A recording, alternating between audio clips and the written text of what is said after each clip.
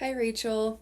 Thank you so much for this presentation. It was really wonderful to see. There were so many things in it that really resonated with me and helped me think about, especially like music therapy in different contexts. And like right off the bat, I just want to say that in the fall, when my first semester, my first EXA retreat. I remember when the facilitators were talking about what an aesthetic response was. And I remember being really confused and feeling like the explanation was really vague. It kind of like has to be by definition, I think. But then I remember you specifically saying that an aesthetic response could be a playlist, and something in my head just really clicked because music is such a huge part of my life. It's such a way that I regulate my nervous system and kind of externalize feelings, and like it's just really, really big for me. And so having that option being listed at that time really helped me understand exactly what an aesthetic response was. And I don't think I still have seen the playlist presented as an option, at least not explicitly, ever since then. So I just wanted to say thank you because it's been a really big part of like my aesthetic responses, especially last semester when I was feeling really overwhelmed and really needed a way to respond that was intuitive but also easy, quick to do, but with a lot of depth. So, first of all, just thank you again for making that option clear. It's been very helpful for me. And to move on to your questions, I think as I said, I think music therapy is really, really interesting to me. And I think that using receptive music interventions, kind of geared towards different cultures, would be something I absolutely see myself doing in the future. I used to feel really intimidated by working with people of cultural backgrounds that were very different from mine. Like really just kind of used to feel like I'll never understand it, like it's almost rude to try to understand. And of course I am not them. That is not my culture. I never will fully be able to understand what it was like to be them. I understand that, but I also now understand that being a therapist and working with people from diverse backgrounds means constantly educating myself and just like making sure that I do the research and that I am attuned to my client and open to criticisms or notes about how I could do better. So I think that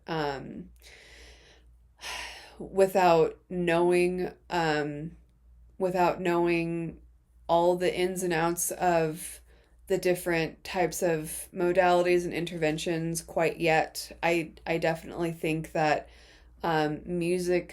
musically based, culturally conscious therapy and interventions will absolutely be something that I would really love to implement in my future practice. And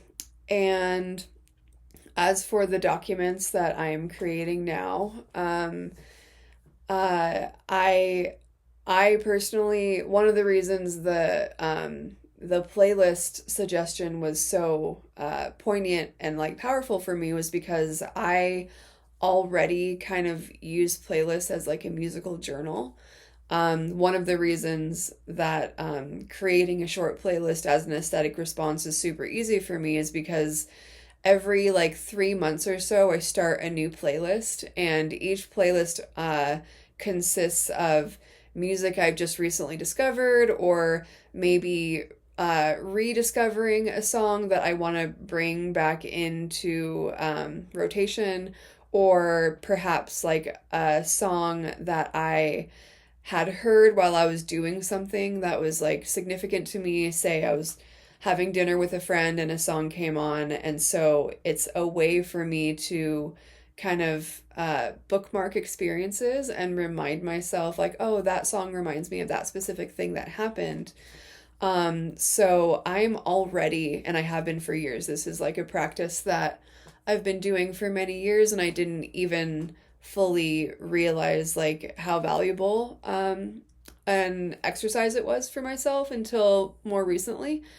Um, so I feel like, yeah, these playlists, these musical journals are such like vivid and like ground up documents of how I was feeling at this specific time.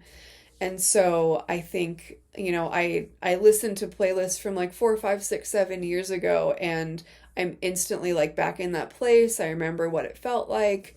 Maybe I don't resonate as deeply with some of the things that kind of were cathartic at the time if I was like really depressed or anxious, especially if I'm feeling in like a really grounded space. Maybe I don't, it's not as, it doesn't evoke those same strong feelings, but there is still that nostalgia and the understanding of what it felt like and the compassion towards that version of myself. And so I anticipate never really stopping with that practice. And um, I think that that's at least like the most often used tool that I would employ. I really want to be doing more visual arts and all kinds of stuff like that, but that I think is the most